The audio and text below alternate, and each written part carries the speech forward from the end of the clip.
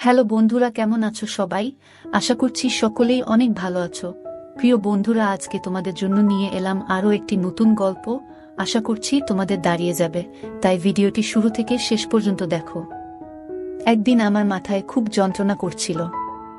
আমার দেওর বলল, বৌদি এসো ম্যাসাজ করে দিই। যখন দেওর ম্যাসাজ করলো তখন আমি এত শান্তি পেলাম যে পুরো রাত যেন আমার কোনো হুঁশই ছিল না। তারপর আমি প্রত্যেক দিনই আমার দেওরকে দিয়ে ম্যাসাজ করাতাম। আর ওই দিন আমার শরীরে তেল লেগেছিল। পরের দিন আমি ক্যামেরা লাগিয়ে দেওরকে ডেকেছিলাম। যখন সকালে উঠলাম তখন ক্যামেরায় দৃশ্য দেখে আমি তো পুরো কেঁপে উঠলাম। আমার দেওর তো আমার সাথে। কখনো কখনো আমরা সম্পর্কের সীমানার খেয়াল রাখি না, আর এই কারণের জন্যই আমাদের অনেক লোকসান হয়ে যায়। প্রত্যেকটা সম্পর্কের একটা সীমা থাকে, আর যদি মানুষ ওই সীমা পার করে যায় তাহলে সেই সম্পর্ক তার জন্য সমস্যা হয়ে দাঁড়ায়। আমার সাথেও কিছু এরকমই হতো। আমি একটা সম্বন্ধে আমার সীমারেখা পেরিয়ে গিয়েছিলাম, আর এজন্যই বরবাদই আমার ভাগ্য হয়ে দাঁড়িয়েছিল। যা কিছু আমার উপর দিয়ে বয়ে গিয়েছিল সেগুলো আমার পক্ষে ভুলে যাওয়া মুশকিল ছিল। গত কয়েকদিন ধরে আমার মাথা যন্ত্রণায় যেন ফেটে যাচ্ছিল, আর কোনো ওষুধ কাজও করছিল না। আমার রাতের বেলায় ঘুম না হওয়ারই সমান ছিল। আমি পুরো রাত জাগতাম আর ঘরের মধ্যে এখান থেকে ওখানে ঘুরে বেড়াতাম, বা নিজের বিছানাতে এপাশ ওপাশ করতাম। আবেগের ছটপটানি আমাকে পাগল করে দিত, এজন্য আমার মাথায় যন্ত্রণা হতে থাকত। আমার দেওর পঙ্কজ, যে কিনা বয়সে আমার থেকে ছোট ছিল, সে আমার ভীষণ খেয়াল রাখত, আর আমরা দুজনে বেশ ভালোই মিশতে পারতাম। আমি ভুলেই গেছিলাম যে দেওর আর বৌদির সম্পর্ক ঠিক কিরকম হয়। অনেক রাত অবধি সে আমায় জেগে থাকতে দেখত। একদিন আমার কষ্ট দেখে বলতে লাগলো, বৌদি আমি তোমার মাথায় তেল মালিশ করে দিচ্ছি, তোমার যন্ত্রণা এক্ষুনি ঠিক হয়ে যাবে। তার কথা শুনে আমি হেসে ফেললাম। আমার মনে হলো যে সে এমনিই বলছে। আমি বললাম, আচ্ছা ঠিক আছে, লাগিয়ে দাও। সে তেল নিয়ে আসলো আর আমার মাথায় ভালোভাবে ম্যাসাজ করতে লাগলো।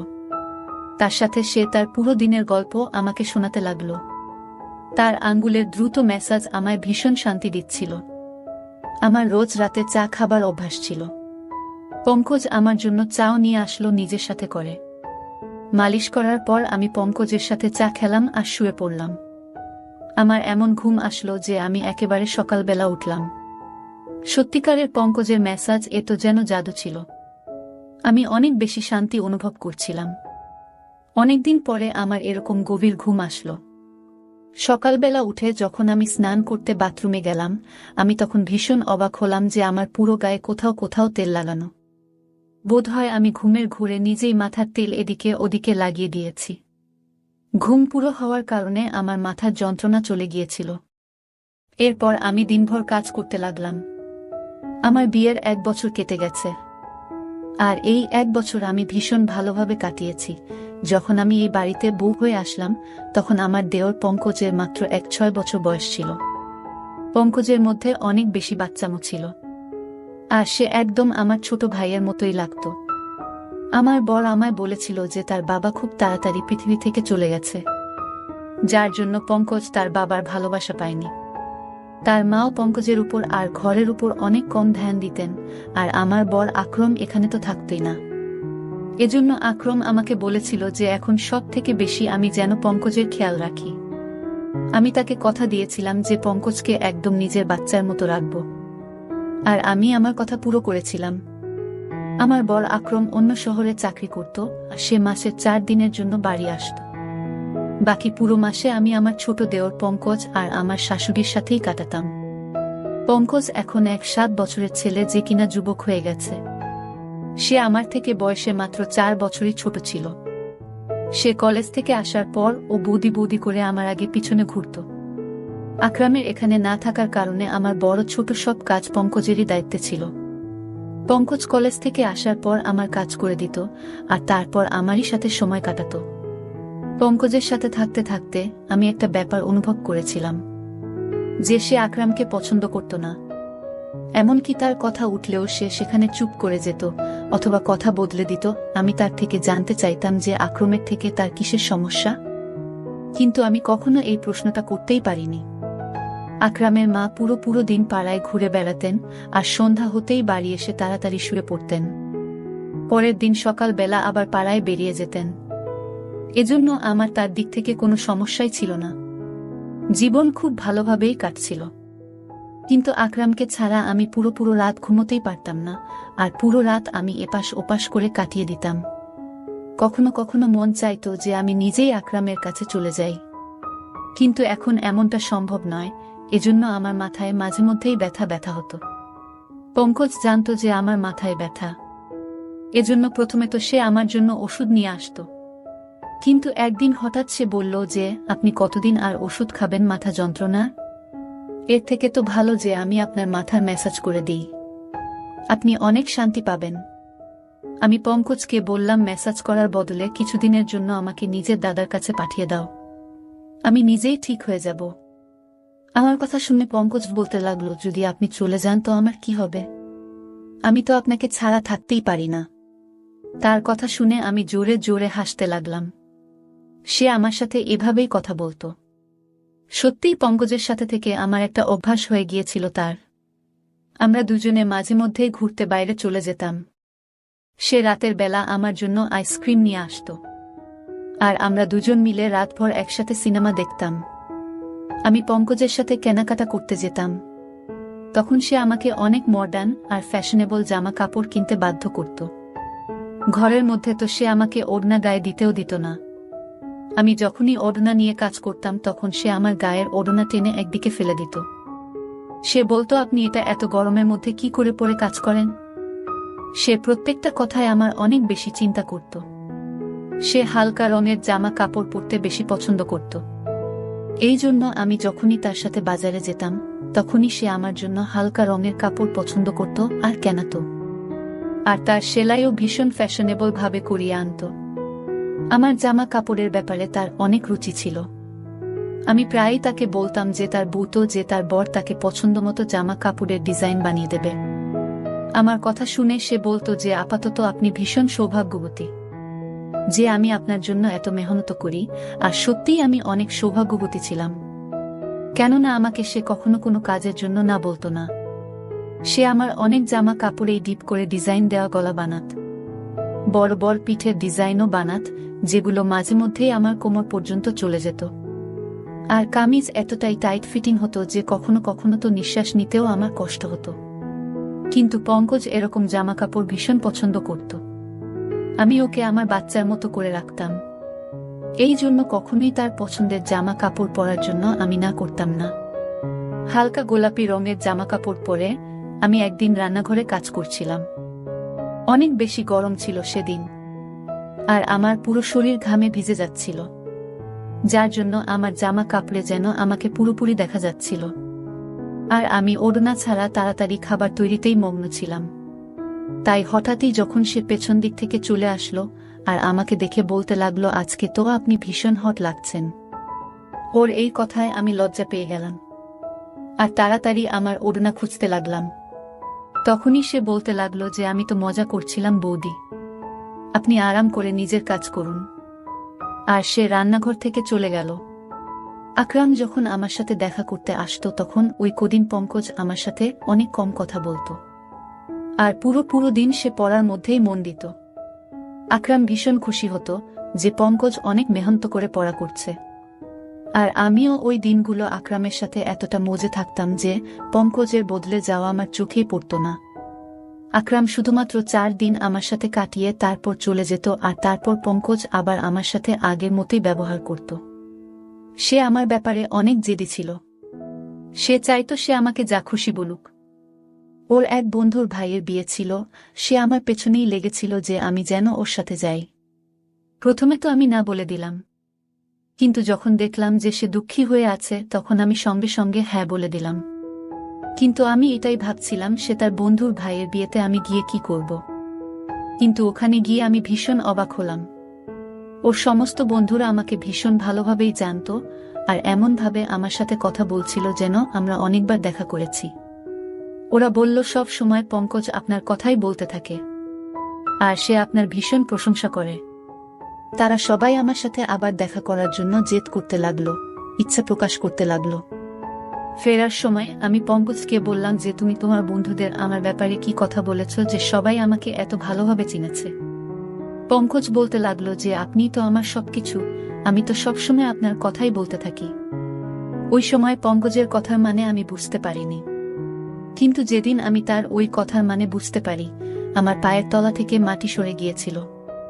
পঙ্কজ রোজ রাতে আমার মেসেজ করত আর আমি আরাম করে ঘুমিয়ে যেতাম, কিন্তু যখন আমি আমার গায়ে পরের দিন জায়গায় জায়গায় তেলের দাগ দেখতাম অবাক হয়ে যেতাম।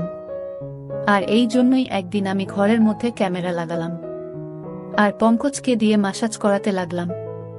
ম্যাসাজ করানোর কিছুক্ষণের মধ্যেই আমি প্রত্যেকবারের মতো ঘুমিয়ে পড়লাম, আর সকালবেলা উঠে যখন ক্যামেরার রেকর্ডিং দেখলাম তো আমার নিঃশ্বাস প্রশ্বাস যেন বন্ধ হয়ে যাচ্ছিল। আমি ভাবতেও পারিনি যে পঙ্কজ আমার সাথে এরকম করতে পারে।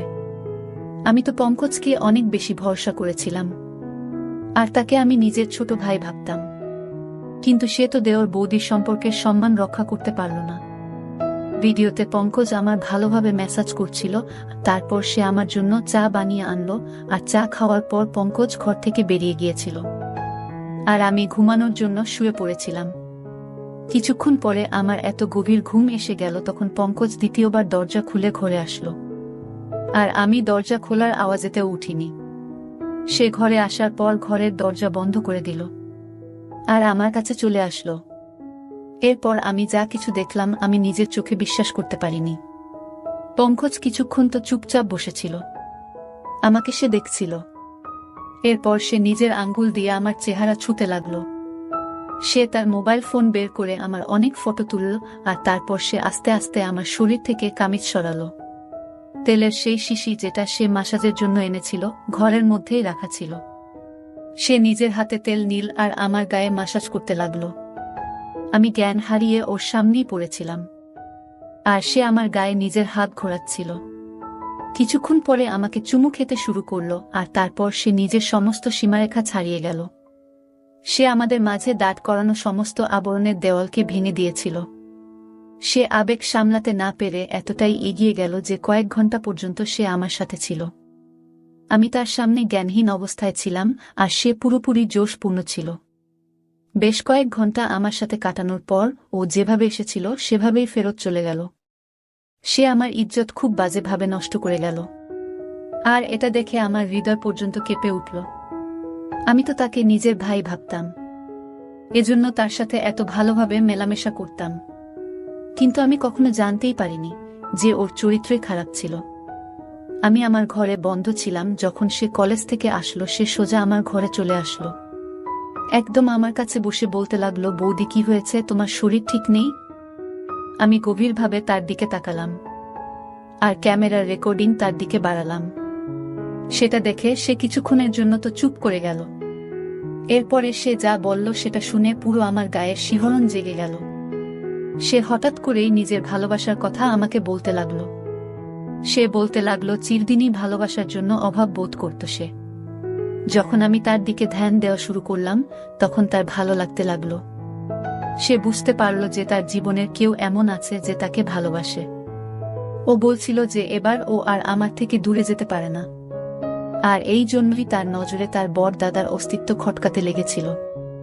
যখনই আকরাম আসত সে নিজেকে ঘরের মধ্যে বন্ধ করে দিত, কেননা আমাদের দুজনকে সে একসাথে দেখতে চাইত না। আকরামকে তো সে এভাবেই প্রথম থেকেই ঘৃণা করত, কেননা আকরামের বাবা আকরামকে অনেক ভালোবাসত আর মরার আগে উনি এই ঘরটাও আকরামের নামে লিখে দিয়েছেন। আমার আর আকরামের সঙ্গ তার হৃদয়ে কাটার মতো বিঁধত। তাই যখনই আমার জন্য সে কেনাকাটা করত সে ইচ্ছে করেই আমার জন্য এই ধরনের জামা কাপড় কেনাত যাতে আমাকে সে পরিষ্কারভাবে দেখতে পারে। সে হালকা রং পছন্দ করত না, বরং হালকা রঙের মধ্যে দিয়ে উকি দেওয়া আমার দেহাকর্ষণ তাকে আকৃষ্ট করত। সে বলতো যে সে সৌন্দর্যে আহত হয়েছে, সে শুধু আমাকে পেতে চাইত। সে নিজের আবেগকে কাবুতে রাখতে পারছিল না যখন সে আমাকে রাতভর জাগতে দেখত। এই কথাটা তাকে ভীষণ অস্বস্তিতে ফেলত যে আমি তার দাদার কথা ভেবে জেগে আছি। ওর ইচ্ছা ছিল আমি যেন তার জন্য জেগে থাকি আর জীবনভর যেন তার সাথে থাকি। সে নিজের দাদার থেকে আমাকে আলাদা করতে চেয়েছিল আর নিজের কাছে আনতে চাইত। এই জন্য সে আমার ম্যাসাজ শুরু করে যাতে আমি শান্তি পাই, আর সে আমার চায়ে ঘুমের ওষুধ মিশিয়ে আনত। আর যখন তার বিশ্বাস হতো যে আমি গভীরভাবে ঘুমিয়ে গিয়েছি তখনই সে আমার ঘরে চলে আসত আর নিজের পিপাসা মিটিয়ে চলে যেত। সে নিজের বন্ধুদেরও ওই কথাটা বলেছিল যে সে আমাকে ভালোবাসে, আর ওর বন্ধুরাই ওকে এই ধরনের পরামর্শ দেয়। পঙ্কজ আর তার বন্ধুরা বয়ঃসন্ধির দরজায় উপস্থিত ছিল, এই জন্য তারা ঠিক আর ভুল কি সেটা বুঝতে পারত না। আমার ইজ্জত নিয়ে বসেছিল সে। পঙ্কজের কথা শুনে তো আমার চোখ দিয়ে জল বেরিয়ে আসলো। সে এই সমস্ত করে ফেলেছিল আর আমি ছিলাম তার দাদার বউ, আর সে আমার বিছানা পর্যন্ত এসে গেছিল। আমি লজ্জায় জল হয়ে যাচ্ছিলাম। আমি ঘৃণায় পঙ্কজের দিকে তাকালাম। তখন সে আমার পায়ের কাছে বসে পড়ল আর বলতে লাগলো সে শুধু আমাকে ভালোবাসে আর আমার ঘৃণা ওকে মেরে ফেলবে। বাবার ছেড়ে চলে যাওয়ার সাথে সাথে সে নিজের মায়ের অদ্ভুত উদাসীন্য সহ্য করতে পারেনি। সে বলতে লাগলো তার মাও কখনো তার আবেগ আর তার ইচ্ছের খেয়াল রাখত না।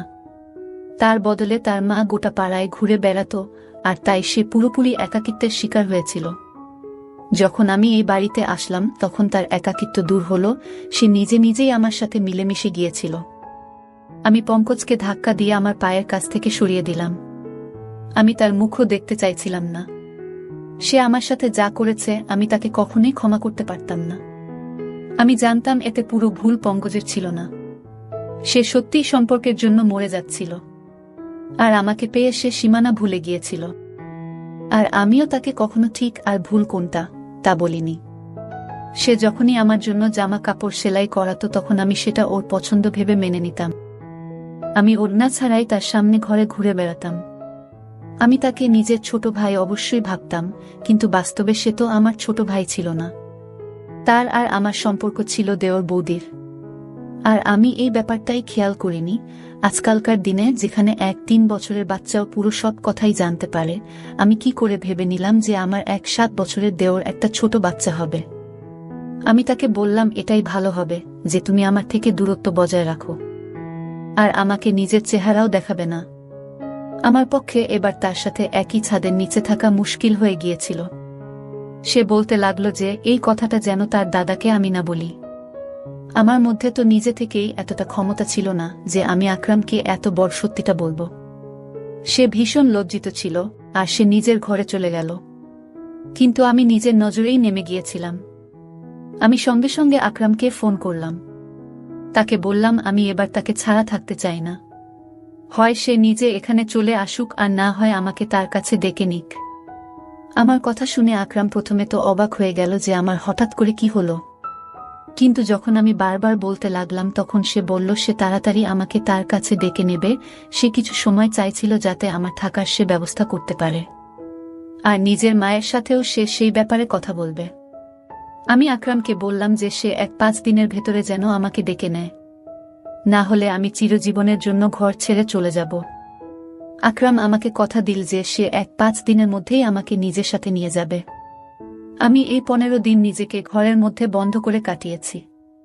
আমি সেসব পুরোপুরি ভুলে যেতে চাইতাম। আমার শাশুড়ির এখনো পর্যন্ত ঘরের সম্পর্কে কোনো হুঁশ নেই। তার নিজের ঘরের থেকে বেশি পাড়ার চিন্তা থাকে। যদি সে অন্যের খোঁজে না থেকে নিজের সন্তানের খেয়াল রাখত তাহলে পঙ্কজ এরকম করত না। সে শিকার হয়ে নিজের রাস্তা থেকে হারিয়ে গিয়েছিল। প্রত্যেকটা সম্পর্কের একটা সীমা থাকে, আর আমি আমার আর পঙ্কজের সম্পর্কের সেই সীমাটা ভুলে গিয়েছিলাম। আর আজকে তারই ফল আমাকে ভোগ করতে হচ্ছে। আমি আমার সমস্ত পুরনো জামা কাপড় জ্বালিয়ে দিয়েছি। এবার আমি বুঝতে পেরেছি যে আমি এই বাড়িতে একজন বাইরের মানুষের সাথে আছি, আর আমাকে নিজেকে এবার থেকে আড়ালে রাখতে হবে। কখনো কখনো আমরা অনেক ব্যাপার ছোট ভেবে নিই, কিন্তু সেগুলো এতটাও ছোট হয় না যতটা নজরে মনে হয়। আজ আমি আমার ওড়নার দামের কথা অনুভব করলাম যে সেটা কত দামি, যখন কিনা আমি প্রায় ধ্বংস হয়ে গিয়েছি। যারা এই গল্পটি শুনছেন আপনাদেরকে আমি এটাই বলতে চাই যে নিজেকে সাবধানে রাখুন।